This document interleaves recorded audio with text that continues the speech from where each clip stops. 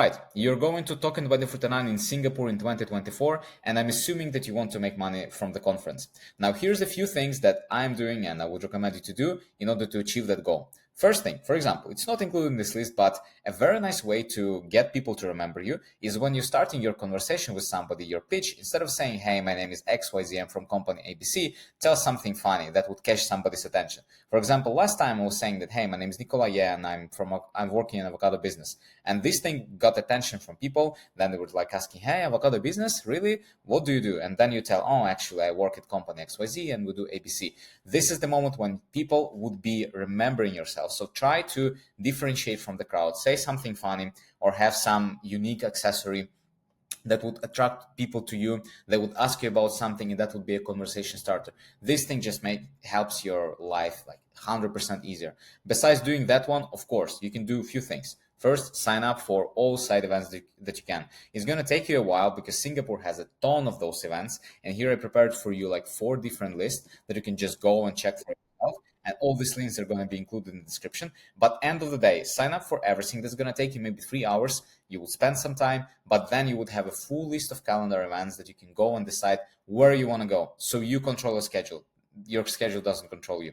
Next thing, you can also message some of the partners that you're currently working with, sub-partners, customers, whoever that's already been in touch with you before. You can just tell them like, this is the DM, just copy this DM and send them to people. Hey folks, we're going to Singapore during Token2049, blah, blah, blah. Are you available to meet? Do you want to meet? Just let us know. And these things. This alone will book you some meetings so you can at least justify going for the conference, that it's not just going to be in random where you just don't show because it's okay if you show up there, you have no plan, and then you just, hope that you're going to meet enough people that would justify you going for the conference.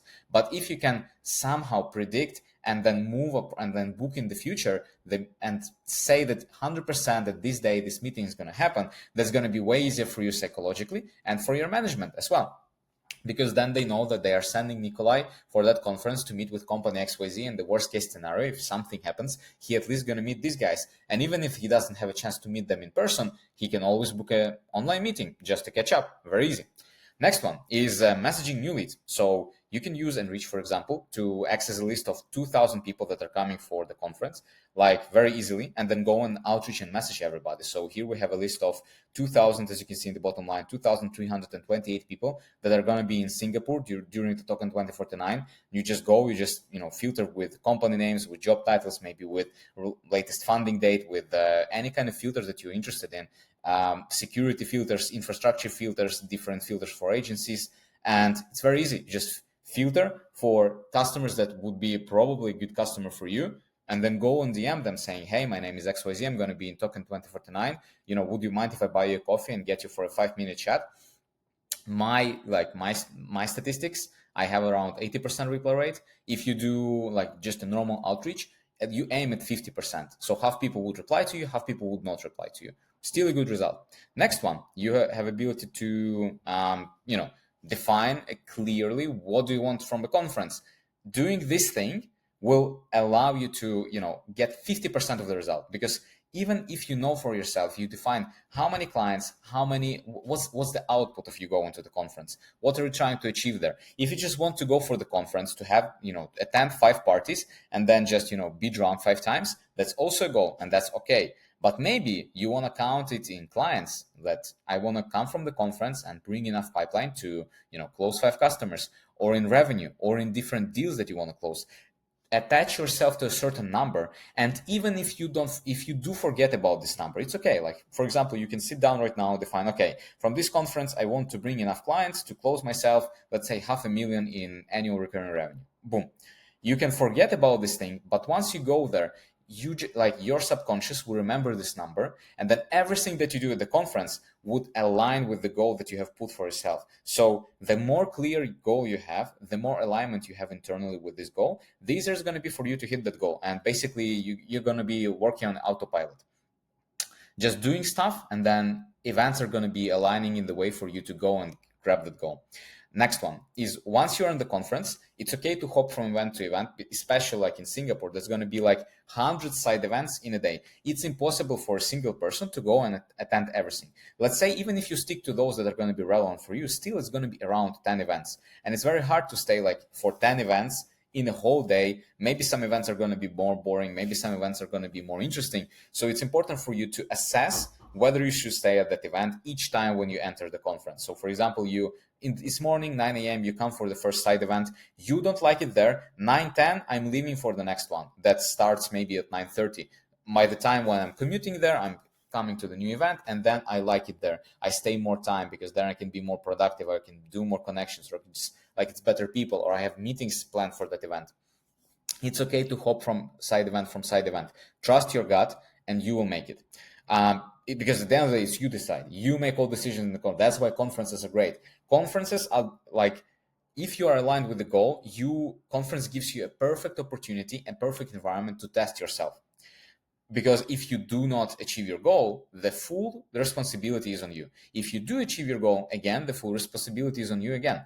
And then mentality, like, don't be afraid to approach new people and talk with them, because no one will tell you, and this story is not really popular, but if you want to become rich, and you want to become rich very fast, you need to adapt this new mentality of talking to people, because money comes from other people. There is no other way how you can make money. Other people need to give it to you. So the more people you know, the easier it's going to be to take the money for you. I'm going to share you a story from one guy. Like, if you remember Mark Zuckerberg, he was studying in Harvard or whatever, doesn't matter. He was studying in the university, and then he had a lot of classmates, and he was building Facebook while he was in his school. So technically speaking, anyone could come to Mark Zuckerberg, ask him, hey, Mark, my name is XYZ, what are you doing here? And he would share, hey, I'm doing this cool thing called Facebook, or we're trying to do XYZ and blah, blah, blah. Anyone could come to him and maybe start building together with him, or maybe, do something interesting together. But almost no one did. And the moment when he needed $10K investment to run the servers, only one guy that was coming and approaching and just meeting new people, just making this, meaningless connections. He learned about Mark, he connected with him, and then he gave him this 10K in exchange for shares. And then those 10K turned to be a couple of $1 billion in Facebook shares. That was one of the most successful investments. So he wasn't smarter than anyone else, because he was in the same school. Everybody there, like, typically on the same level. He was living in the same dormitory. Technically, any guy could approach Mark Zuckerberg, ask him what he's doing, and then give him some money, and then become the lucky one. But it was only one person in the whole Harvard that did this. Why? Because he was going and approaching people that he that he doesn't have to. This is the most important thing. You just being curious and going one step behind the horizon, meeting new people, is going to make you stand out on the conference, going to make you successful. Even if you plan to meet 100 people, go forward, go talk to more people. The more people you meet, the more connections you make, the easier it's going to be for you long term to be rich and successful, because the broader your network is going to be your net worth. That's it. So I hope that you like this video. I hope that you're preparing for Token2049 Singapore, that you're booking meetings, that you're being smart, that you that you plan your time. And it's okay, because everybody, if you don't do all this, it's this normal thing. I prefer to go for an event like a trained assassin. I know what to do. I know my goal. I'm on the spot. If you're like me, just do this stuff, and 95% of everything is going to be happening your way. You're going to achieve your goal. 5% something can go wrong. For example, like in Dubai, and you're going to meet less people. It's okay. It's event. You need to accommodate to it. If your plan is to, go for a conference, chill a little bit, maybe go to some parties, blah, blah, and you do BD like that, all right, I don't know anything about that one. I cannot recommend anything for you because I do not work like that. So if you're like me, this thing going to work for you. If you're not like me, probably, you can try certain things. You can skip over something. It's also okay. And yeah, that's basically it. I'm looking forward to see you in Token2049. In Singapore, it's going to be my first time that I'm visiting it, and I'm really looking forward to meeting a lot of cool, interesting Web3 people. And city should be smaller, so it's going to be easier to hop from event to event. So looking forward to see you guys from Web3 Gym. If you're the new one to this channel, or if you're a returning subscriber, invite your friends or hit the subscribe button, because there's going to be even more and more value in other videos that are going to be coming up in the next few weeks. So, Welcome to the family. See you.